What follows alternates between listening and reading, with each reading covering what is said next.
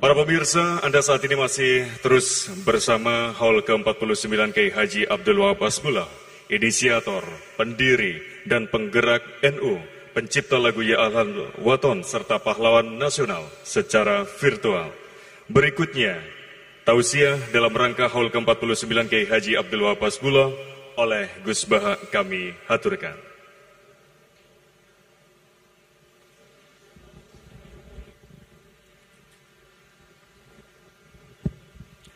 Assalamualaikum warahmatullahi wabarakatuh.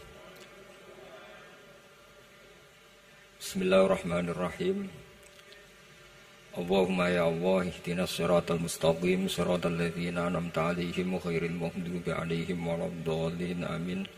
Allahumma shalli wa sallim ala habibika Mustafa Muhammad wa ala alihi wa sahbihi wa barik wa sallim amma ba'du.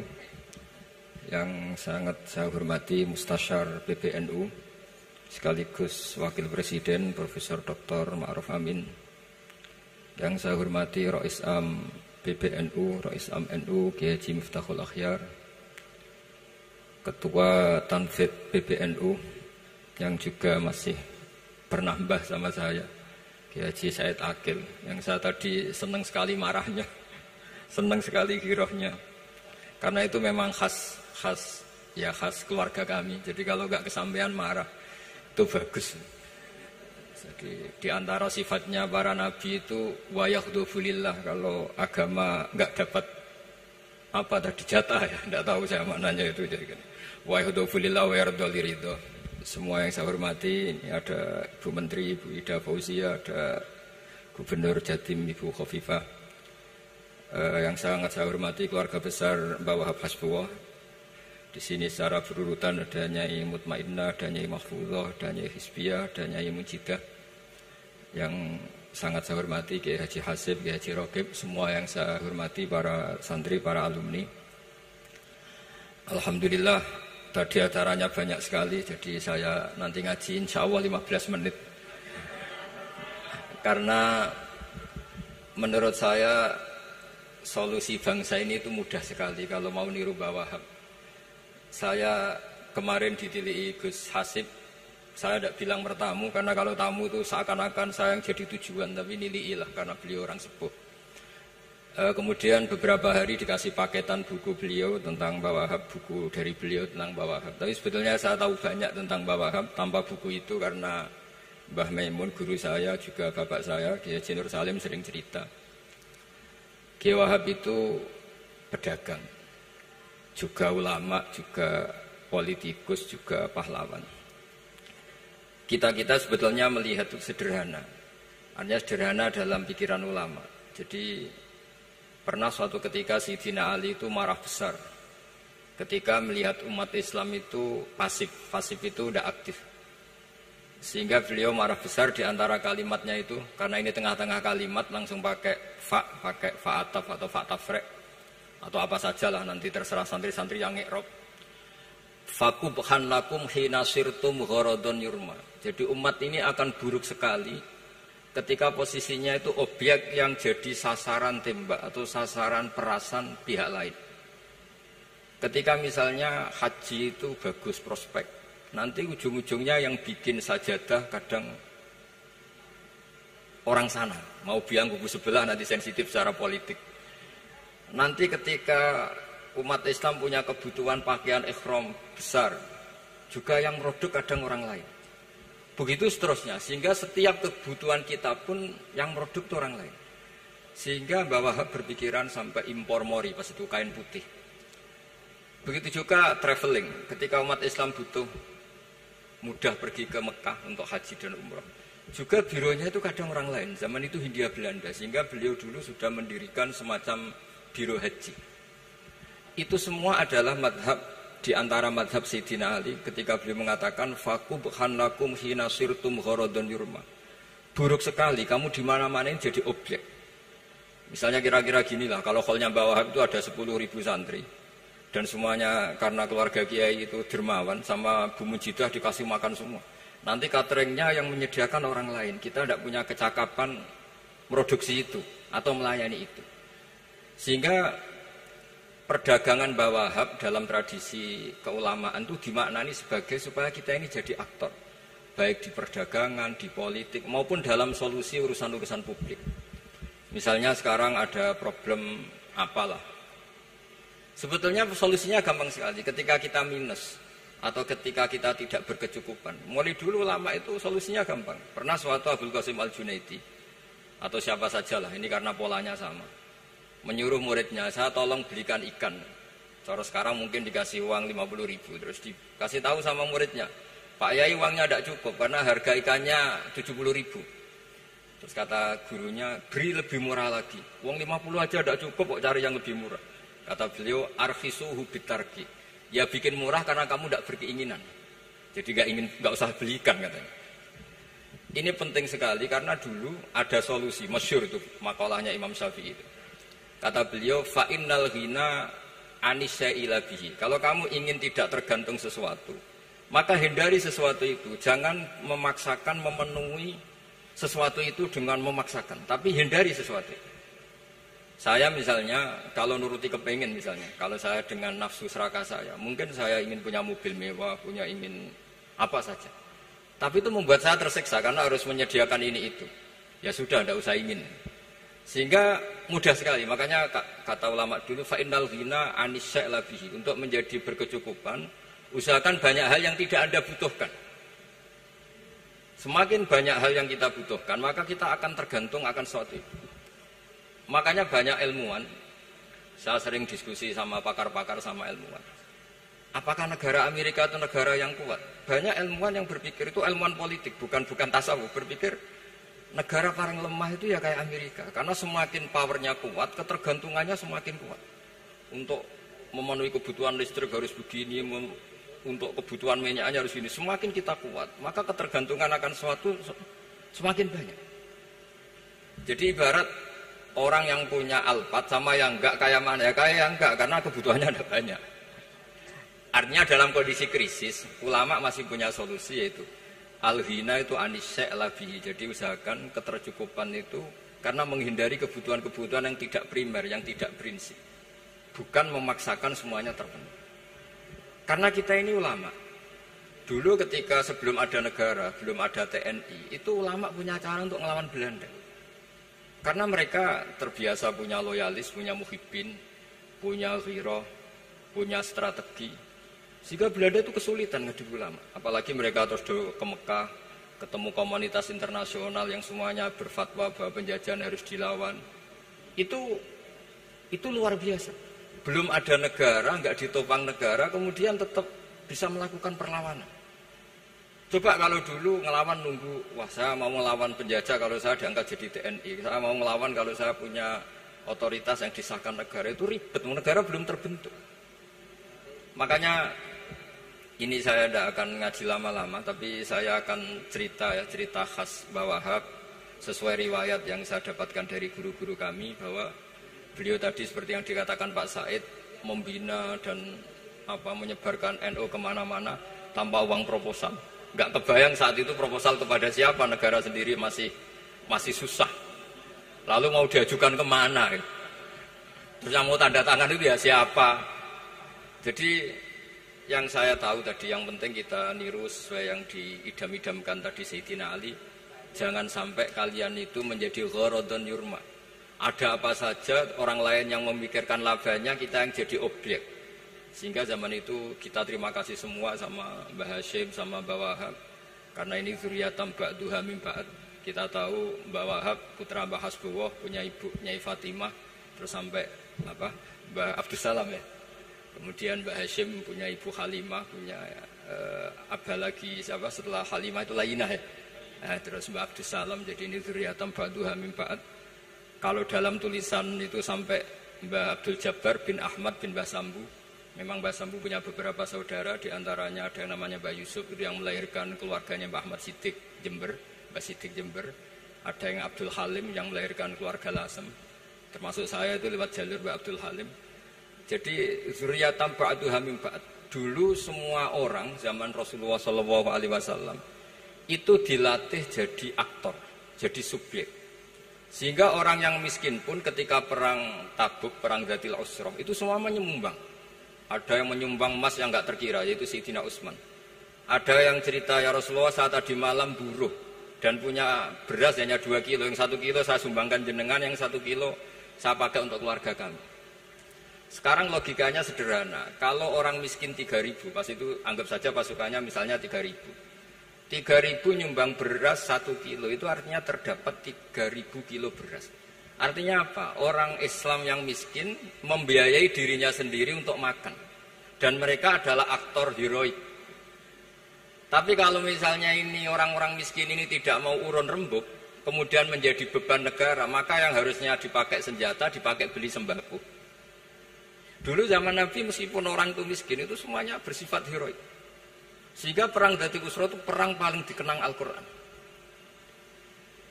Nah, efek dari ingin memberi adalah tidak tamak. Makanya kalau dalam kitab tasawuf, itu orang pikir itu gak dikritik. Yang dikritik orang tamak.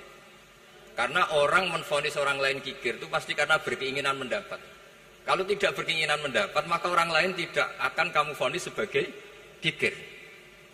Andai kan kita semua ingin memberi sumbangan kepada Indonesia, maka kita tidak akan menvonis pemerintahan kita tidak becus ngurmat kita. Meskipun pemerintah tentu berkewajiban ngurmat orang-orang miskin itu tentu. Tapi andai kan semua orang miskin berpikir ingin menyumbang pemerintah, maka tidak akan menyalahkan pemerintah ketika faktanya nanti suatu saat atau kapan saja, semoga ini tidak terjadi, itu tidak mampu menyumbang. Karena masyarakat kepikirannya memberi, bukan mendapat. Ini solusi-solusi yang diajarkan Rasulullah SAW yang disebut al-yadul ulya khairun minal yadis sufla. Jadi bahwa posisi memberi jauh lebih baik ketimbang posisi menerima. Sehingga ketika Allah mensifati orang baik itu siapa? Allah mensifatinya sederhana. Wa mimma razaqnahum yunfikun. Orang yang kepinginannya itu yang memberi. Itu dulu zaman Nabi, pas perang Khandaq, pas perang Tabuk, pas beberapa perang, itu orang yang paling miskin pun turun. Sampai orang-orang munafik mencibir, innallaha ta'ala la ghaniyun an shadaqati hadza. Allah tidak butuh sedekah hanya 1 kilo. Tapi coba efeknya dari sedekah 1 kilo itu tadi, misalnya orang miskin yang perang 3.000, itu semuanya memakan uangnya sendiri setidaknya enggak jadi beban negara. Terus mentalnya itu patriotik. Dari mental patriotik itu ketemu Belanda kayak apa, mereka bisa makan apa saja.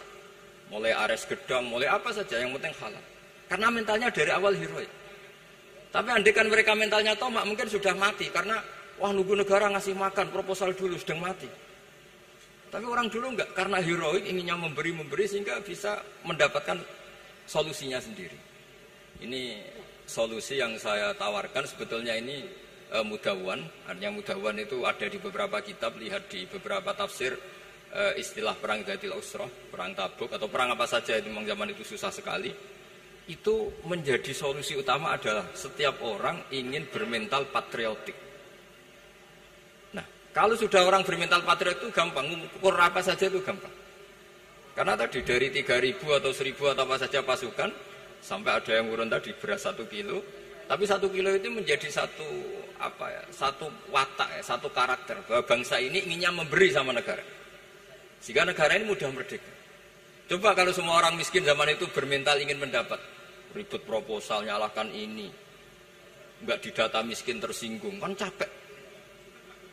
Jadi ini memang zaman akhir ya agak aneh, orang enggak didata miskin itu tersinggung. Kalau besanan nyari yang kaya, tapi kalau ada sumbangan nyari sebagai yang miskin. Jadi kalau tanya solusi khas ulama, kita belajar dari perang Dzatil Usra. Itu orang yang miskin, semuanya urun. Nah barokahnya urun itu kemudian mereka bermental patriotik. Barokahnya patriotik, yang kaya, yang miskin, yang pinter, semuanya berkontribusi untuk menyumbang negara. Akhirnya negara ini bisa merdeka sebelum terbentuk TNI, sebelum terbentuk Polri. Karena tadi keinginan memberi, keinginan patriotik. Sehingga cerita buyut-buyut saya ketika Belanda atau apa Jepang, itu yang dicari di geladak saya itu ya kitab. Karena kitab ini dianggap sumber inspirasi mereka melawan Belanda. Dulu kita tahu masyarakat kita itu kalau ngerti Belanda itu dipanggil Doro, wis penjajah jadi diundang Doro. Itu kan terlalu dulu. Sehingga orang Arab itu kadang agak dengan tanda kutip mencibir kita. Kalau bahasakan negara jajahan itu mustakmarin. Negara yang perlu rame karena cara berpikir masih terbelakang. Wong penjajah kok dipanggil Doro. Terus ketika beberapa kiai melihat Belanda baik karena di alun-alun dikasih masjid gini-gini, sudah tidak berontak karena anggap Hindia Belanda itu baik. Baru ketika era beberapa ulama, ada Mbah Hashim, ada Mbah Hasbo, tadi kata beliau Dwi Tunggal tadi, terus ada fatwa resolusi jihad, sehingga mereka baru sadar bahwa Belanda itu ancaman. Kayak apa pentingnya ilmu, kayak apa pentingnya fikih. Karena di fikih jelas jihad untuk melawan penjajah itu fardu kifayah.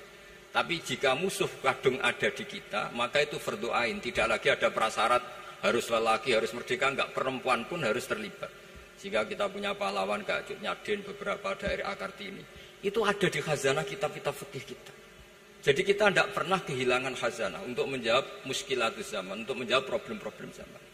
Tapi yang penting kita selalu ngaji, selalu belajar. Saya adalah orang yang sebetulnya tidak pernah ingin terkenal karena saya itu suka belajar. Cuma saya bikin pengecualian, mau diundang kalau pernah sepuh. Ternyata yang pernah sepuh itu banyak. Ini agak musibah bagi saya karena harusnya kiai itu ya dihormati, tapi gara-gara kalah sepuh digawe kongkonan. Saya ini kemana-mana digawe kongkonan. Jadi gayanya nasihati, tapi aslinya diperintah. Jadi tidak ada kerennya sama sekali. Saya di mana-mana posisinya al-ma'mur, diperintah. Tapi saya senang karena ilmu itu butuh konsensus. Andai kan saya tidak pernah ngaji di depan Mbah Mun, di depan bapak, di depan guru-guru, maka mungkin saya tidak pede atas bacaan yang saya baca. Karena saya tidak tahu ini benar apa tidak. Jika masyhur dalam guyonan santri, ada orang tidak baca-baca kitab, cari kamus sampai mati tidak ketemu. Karena dia bacanya lam tardiman. Wah, itu cari di kamus sampai mati tidak akan ketemu. Bareng tanya gurunya, ini apa Pak Yai? Oh, itu lam tarodaman. Lam tarodaman itu karena marjiknya mar'ah, orang ningali sapa mar'ah daman ing getih. Dia bacanya jadi satu lam tardiman. Dicari di kamus ya, sampai mati tidak akan ketemu. Makanya di guyonan-guyonan pesantren itu banyak katanya ada cerita orang mati karena satu titik. Jadi gurunya baca habbatun sauda dawaun min kulli da. Jadi dia kitabnya kelebihan apa? Titik. Jadi kelebihan titik dia bacanya itu hayatun sauda dawaun min kulli da. Nyari ular hitam, kobra, dipatuk mati, padahal sesuai resep kitabnya, karena kitabnya dia kelebihan titik hayatun sauda, artinya maknanya ular hitam, sementara teksnya mestinya habbatun sauda. Jadi kenaifan-kenaifan begini itu harus kita dandani, karena yang bisa, kata Pak Said tadi, yang bisa itu kita cari kebenaran dari mana. Kita itu ya pokoknya ulama lah, tidak harus NU, tidak harus Muhammadiyah, pokoknya ulama yang wasatiyah. Itu nanti terus gimana yang wasatiyah itu kayak apa, tapi jelas ulama. Karena dulu zaman, kalau kita fair secara sejarah dulu ya Mbah Wahab ya dekat Mas Mansur, dulu Mbah Hashim ngaji sama Mbah Ahmad Dahlan, sama-sama di Mbah Soleh Darat, ketika di Mekah ya sama-sama ngaji di Syekh Khotim Minangkabau. Jadi kalau era beliau itu ya memang dulu perbedaan itu nggak ada masalah, karena perbedaan itu bawaan visi ya. Saya belajar usul fikih di antara yang diceritakan di buku-buku Mbah Wahab, beliau itu ahli usul fikih. Sementara Ki Bisri itu suka fikih mateng. Sehingga memang ada perbedaan antara fikih mateng dan usul fikih. Saya beri satu contoh. Ini guyonan tapi nanti di usul fikih nanti kelihatan. Di usul fikih itu ada ilmu namanya tangkihul manat. Ketika Nabi sama-sama menyebut sesuatu, sebetulnya ada benang merah di situ, tidak sama persis. Misalnya begini. Ja'a a'rabiyun ila Rasulillah sallallahu alaihi wasallam. Faqala ya Rasulullah ahlaktu. Wa ma ahlaka qal waqatu imraati fi nahari Ramadan. Ya Rasulullah, saya ini orang yang rusak karena saya berhubungan intim dengan istri saya di ketika Ramadan. Terus Nabi ngendikan, ya sudah kamu harus merdekakan budak, saya tidak punya ya Rasulullah. Ya sudah kamu puasa 2 bulan berturut-turut. Kata beliau, puasa baru sehari saja kecelakaan apalagi 2 bulan. Karena kamu orang Arab lah, orang Arab itu. Jadi cerita ini di Arab itu. Terus, ya sudah kamu sedekah sama 60 orang miskin. Saya ini orang paling miskin. Susah kan menghadapi orang miskin seperti ini. Nah, pertanyaannya secara usul fikih.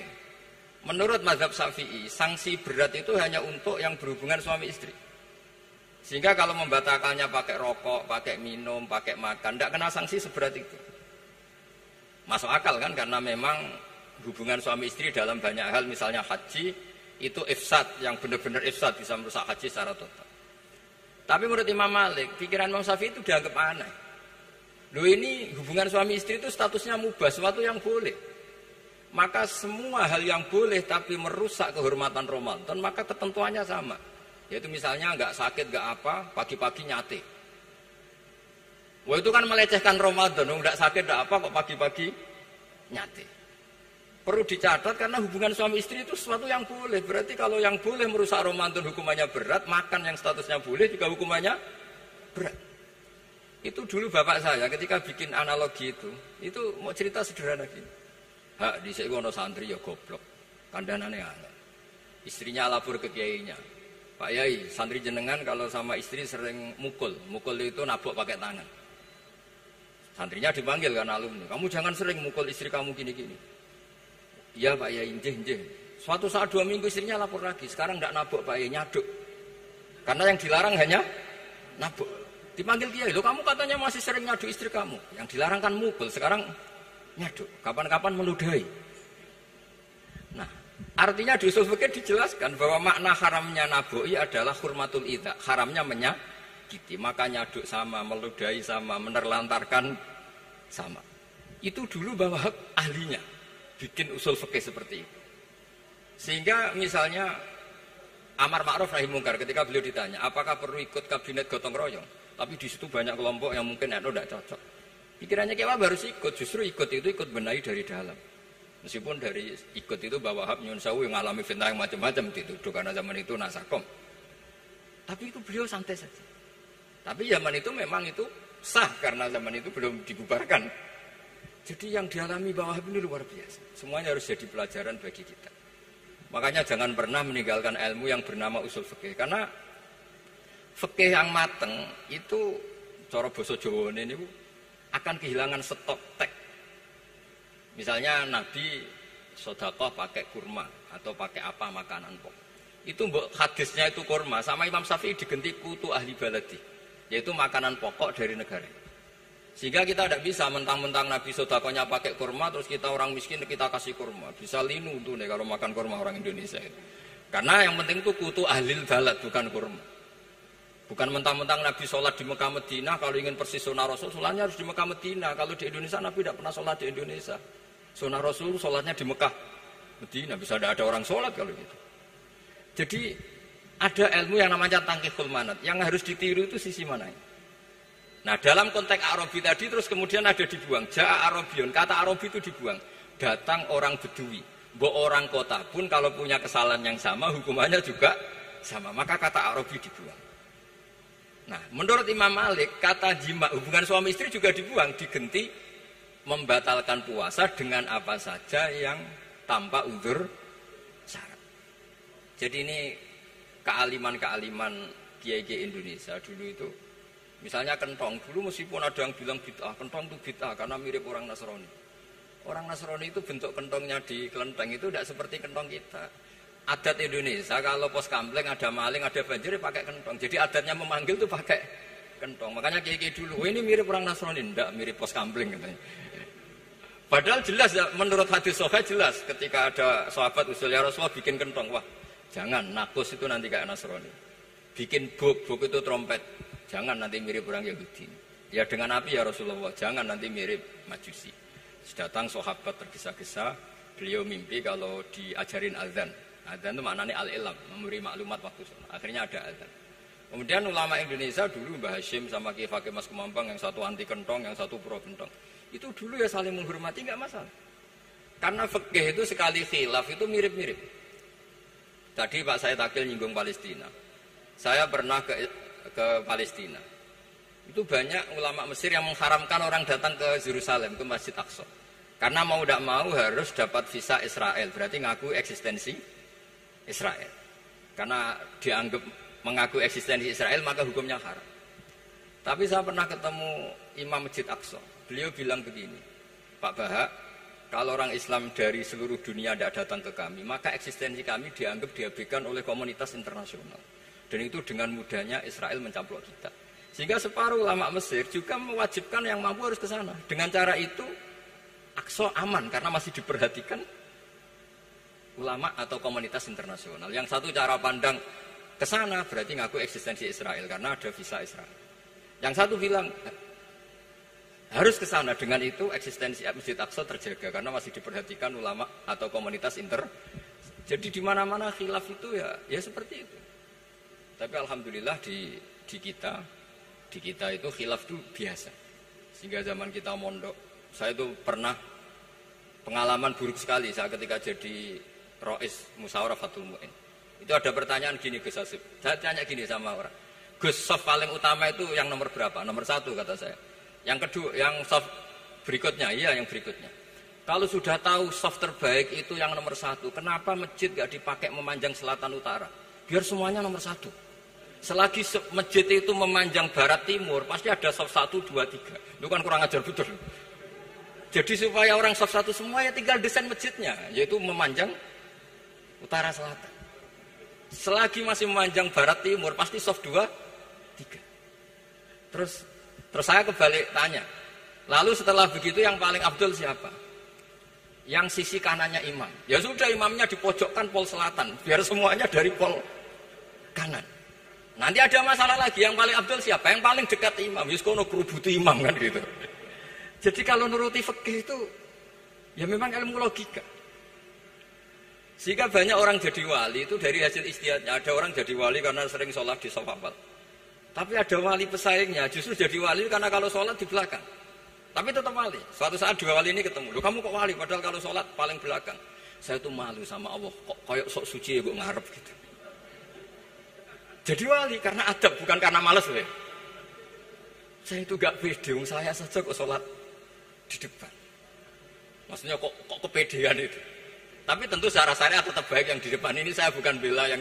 Kenapa saya cerita bela yang belakang? Karena yang bela jarang gitu. Makanya saya... Dan kebetulan saya kalau sholat ya sering di soft belakang. Tapi ini saya cerita betapa logika fikih itu khazanahnya banyak dan luas. Dan kita bicara usul fikih itu biasa. Kita belajar sama beberapa ulama. Saya berkali-kali cerita di mana-mana. Muhammad bin Hasan Asyibani itu mewajibkan ulama kaya. Dan beliau kalau ngitung duit itu di kamar tamu, di ruang tamu. Sehingga santri itu udah kepikiran nyalami template. Kan cara orang Jawa kan meliti, ngitung duit kok di ruang tamu. Tapi ternyata alasannya beliau masuk akal. Ben santri ku roh nak kiye ini di duit. Jadi ra perlu kepikiran nyumbang gula. Ya masuk akal. Tapi yang nyimpen duit ya masuk akal. Wong duit kok dipamer-pamerno. Tapi yang pamer nggih monggo nak niate ben wong liya ndak perlu berempati, enggak perlu sakit. Jika enggak perlu didata dapat BLT mergo duwike didakok. Ya itu semuanya istihad. Assalamualaikum warahmatullahi wabarakatuh.